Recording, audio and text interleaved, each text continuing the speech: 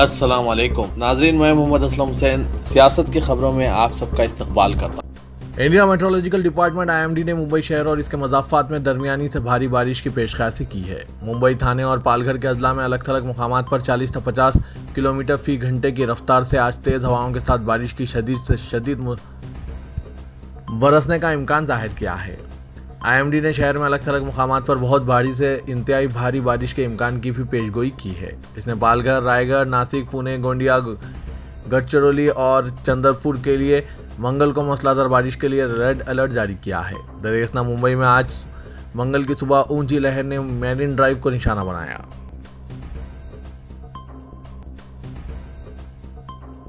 बरमंगा में हाल ही में खत्म हुए कॉमनवेल्थ गेम्स में कामयाबी हासिल करने के बाद हिंदुस्तानी पहलवान साक्षी मलिक, पूजा सहाग और पूजा गहलोत के हिंदुस्तान पहुंचने के बाद आज मंगल की सुबह दिल्ली हवाई अड्डे पर ढोल, नगाड़ा और तालियों से गूंज उठी।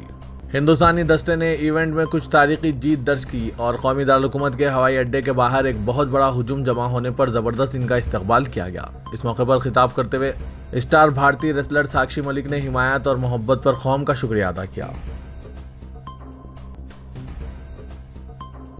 वज़ीर-ए-आज़म नरेंद्र मोदी ने आज मंगल 9 अगस्त को 10 मुहर्रम के दिन हजरत इमाम हुसैन की कुर्बानी को याद किया।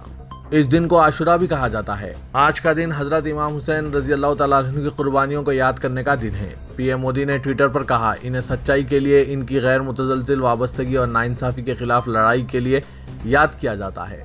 उन्होंने मसावात और भाईचारे को भी बहुत अहमियत दी थी। उत्तर प्रदेश के वज़ीर आला योगी आदित्यनाथ को सोशल मीडिया पर बम से उड़ाने की धमकी मिलने के बाद पुलिस ने एक मुकदमा दर्ज करके तहकीकात का आगाज कर दिया है। ये धमकी उत्तर प्रदेश हेडक्वार्टर्स के व्हाट्सएप नंबर पर मौसूल हुई है। उत्तर प्रदेश 112 के ऑपरेशन कमांडर ने इस ज़िम्मन में Sushant golf city police station पर एक FIR दर्ज कराई है। पुलिस राय ने बताया कि ऑपरेशन कमांडर ने अपनी FIR में वाज़ेह किया है कि हेडक्वार्टर के व्हाट्सएप नंबर पर 2 अगस्त को शाहिद खान नामी शख्स के जरिए धमकी आमेज पैगाम मौसूल हुआ है। अपने पैगाम में मुलजिम ने वज़ीर आला योगी आदित्यनाथ को 3 दिनों में बम से उड़ाने की धमकी दी थी। नीतीश कुमार और बीजेपी के दरमियान बिहार में 4 साल कबल इत्तेहादी हुकूमत के क़याम के बाद पहली मरतबा इख्तिलाफात संगीन मरहले तक पहुंच गए हैं। बिहार के एक सीनियर वजीर विजय चौधरी ने, जो नीतीश कुमार के इंतहाई करीबी समझे जाते हैं, बताया कि हम सूरत हाल का जायजा लेने के बाद कोई फैसला करेंगे। JDU के अरकान पार्लियामेंट और अरकान असेंबली का इजलास तलब किया गया है। Chief minister Nitish Kumar party के कायदीन ने इल्ज़ाम लगाया है कि बीजेपी जमात में फूट डालने की कोशिश कर रही है। नीतीश कुमार ने पीर को बीजेपी से ताल्लुक़ रखने वाले डिप्टी चीफ मिनिस्टर प्रसाद से मुलाकात की थी। इस दौरान बीजेपी ने अपने कायदीन से कहा है कि वो जारियाना तनाज़े पर कोई तबसरा ना करें और नीतीश कुमार के फैसले का इंतजार करें। डिप्टी चीफ मिनिस्टर से नीतीश कुमार की मुलाकात के बावजूद इनकी पार्टी बीजेपी के ताल्लुक से सख्त मौक़िफ़ इख्तियार कर रही है और इल्ज़ाम लगा रही है कि वो इत्तेहादियों का एहतराम नहीं कर रही है। सुप्रीम कोर्ट ने इस बात का इयादा किया कि मजहबी और लिसानी अक़लियतों के मौक़िफ़ का रियासती वारी लिहाज से फैसला करना पड़ता है और कहा कि ज़िले सतह पर मजहबी और लिसानी अक़लियतों की शिनाख्त के लिए एक दरख्वास्त को कबूल करना दुश्वारकुन है। जस्टिस UU ललित की ज़ेर सदारत बेंच ने ऐसी रियासतों में हिंदुओं को अक़लियत करार देने की दरख्वास्त को कबूल करने पर ज़हनी तहफ़्फ़ुज़ात का इजहार किया, जहाँ दीगर बरादरियों की तादाद इनसे ज़्यादा है।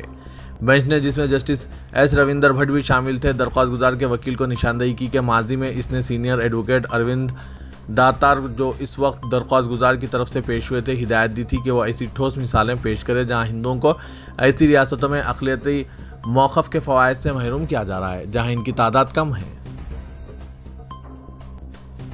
कांग्रेस ने सुप्रीम कोर्ट से गुजारिश की है कि वो अयोध्या में मुबैना अराजी स्कैम का खुद नोट ले। पार्टी ने मुतालबा किया कि वज़ीर-ए-आज़म नरेंद्र मोदी इस मसले पर अपनी खामोशी तोड़ें। अयोध्या डिपार्टमेंट अथॉरिटी ने 40 अफराद बशमूल शहर के मेयर, मुकामी बीजेपी रुकन असेंबली और साबिक़ रुकन असेंबली पर इल्ज़ाम आयद किया कि ये लोग अयोध्या में गैर कानूनी प्लॉटिंग का कारोबार कर रहे हैं।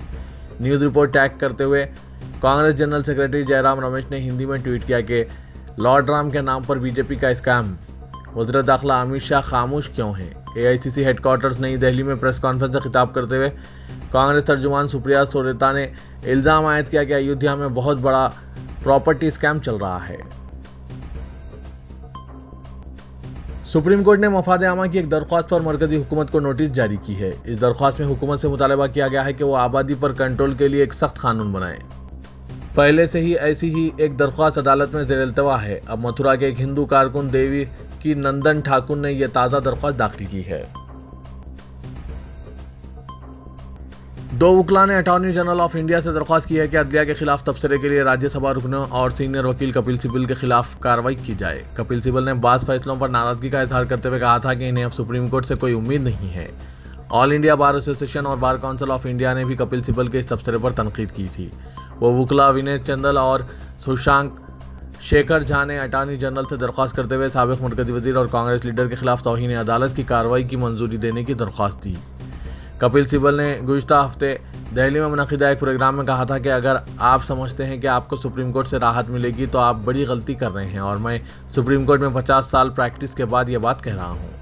उन्होंने कहा कि अगर सुप्रीम कोर्ट ने कोई तारीखी फैसला दिया है तब भी ज़मीनी सतह पर कुछ तब्दीली नहीं आई है। बार काउंसिल ऑफ इंडिया ने कपिल सिब्बल के अदलिया और सुप्रीम कोर्ट के खिलाफ रिमार्क्स की मजम्मत की। गाजा में फ़लस्तीनी हुकूमत की वजारत इत्तलात ने इत्तला दी है कि जंगबंदी से कबल तक इजरायली जारियत के नतीजे में शहीद होने वालों की तादाद 45 हो गई है, जिनमें 6 बच्चे और 4 ख़वातीन शामिल हैं, जबकि 265 फ़लस्तीनी ज़ख्मी हैं, जिनमें से 20 की हालत खतरे में है। दफ्तर ने एक प्रेस रिलीज़ में बताया कि इजरायली फ़ौज की वहशियाना बमबारी से 9 रिहायशी इमारतें मुकम्मल तौर पर तबाह हो गई और तकरीबन 1500 हाउसिंग यूनिट्स को नुकसान पहुँचा, जिनमें से 16 मुकम्मल तौर पर तबाह हो गए हैं। 71 नाकाबिल रिहायश और 1400 यूनिट्स को जज़वी तौर पर मुतासिर हुए हैं। दर्जनों ज़रई एकड़ अराजी को भी नुकसान पहुंचा। तेलंगाना के मुख्तलिफ अजला और शहर में वक्फे से बारिश का सिलसिला जारी है। महकमा मौसमियात ने आइंदा 3 दिन मजीद बारिश होने की पेशकशी करते हुए 9 अजला के लिए रेड अलर्ट जारी कर दिया। बारिश से रियासत में 4 अमवात हुई है। 2 दिन कबल गरकाब हुए मच्छेरे की नाश दस्तियाब हुई। कालेश्वरम प्रोजेक्ट के पास दरियाई गोदावरी के पानी की सतह में इजाफा होने पर ओहदेदारान ने लक्ष्मी बैरेज के 25 गेट्स खोल दिए हैं। सरस्वती बैरेज के 66 गेट्स खोल दिए गए हैं। श्री सैलम प्रोजेक्ट के 3 गेट्स खोले गए हैं।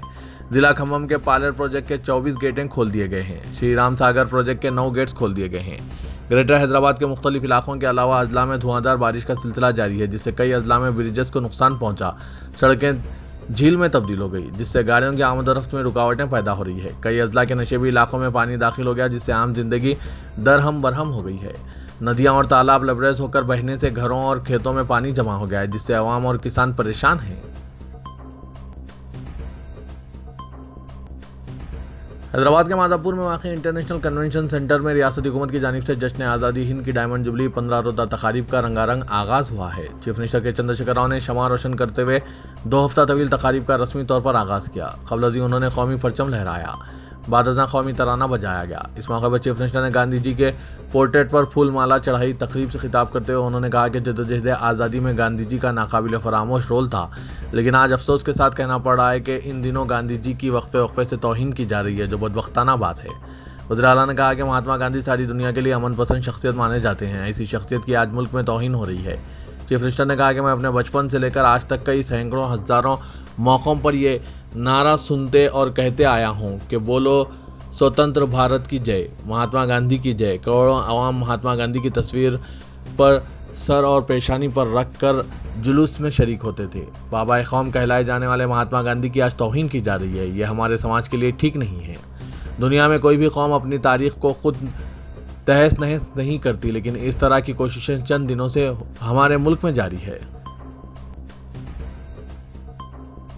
गवर्नर डॉक्टर तमलिसाई सौंदराराजन ने कहा कि मुहर्रम कुर्बानी के जज्बे की अलामत है, जो बनी नौ इंसान की तमाम अखलाकी बुलंदियों से बुलंद है। गवर्नर ने यौम आशूरा के मौके पर अपने पैगाम में कहा कि मुहर्रम नवाज़ से रसूल सल्लल्लाहु अलैहि वसल्लम की शहादत की याद दिलाता है।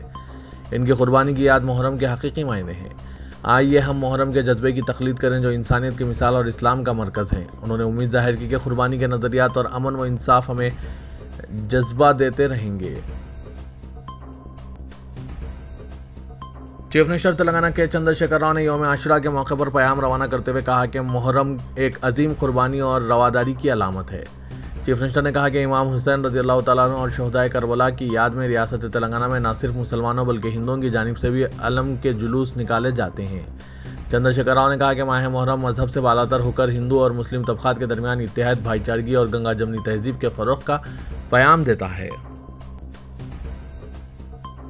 महकमा मौसमियात ने हैदराबाद में मंगल 9 अगस्त और चारशुबा 10 अगस्त को भी हल्की तो औसत बारिश का इम्कान जाहिर किया है और आइंदा 2 दिन के लिए रेड अलर्ट जारी किया है, जिसका यह मतलब है कि शहर में आइंदा 2 दिन के दौरान हल्की तो औसत बारिश या बूंदाबांदी हो सकती है।